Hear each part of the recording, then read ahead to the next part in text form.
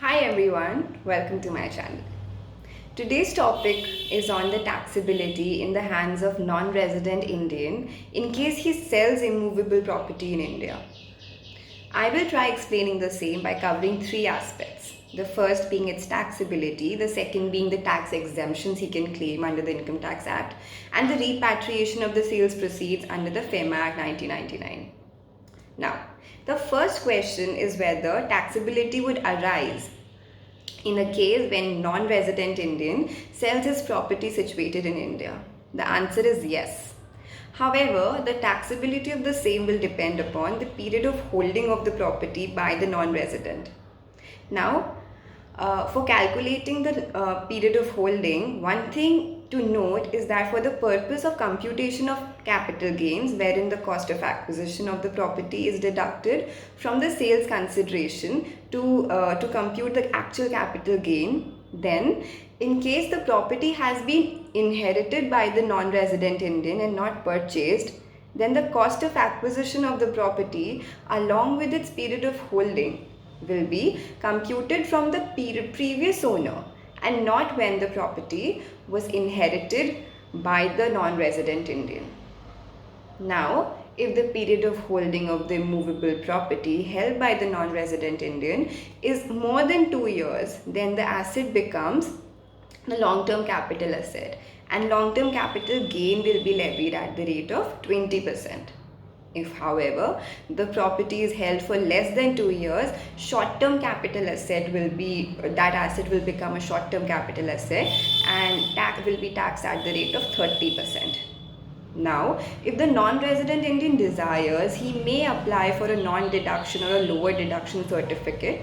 For that, he has to apply to the assessing officer by filing Form 13. And if the AO approves the application, the buyer of the property won't deduct any tax from the sales consideration so received. Now, another thing that an NRI can do to save his capital gain taxes is by reinvesting the proceeds of the capital gains under Section 54 or 54 EC.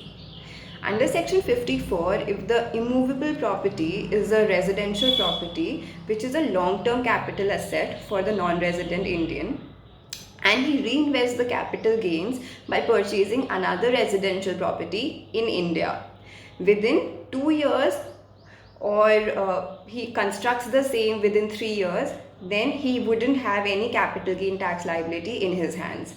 So for example, the capital gains amounts to 12 lakhs and he reinvests 8 lakhs out of it, then only 4 lakhs will be taxable in his hands.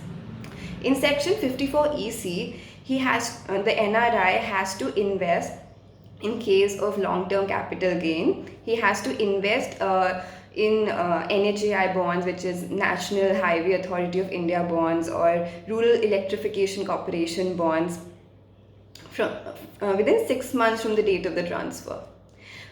There are other conditions attached to these sections. Now let's talk about the repatriation.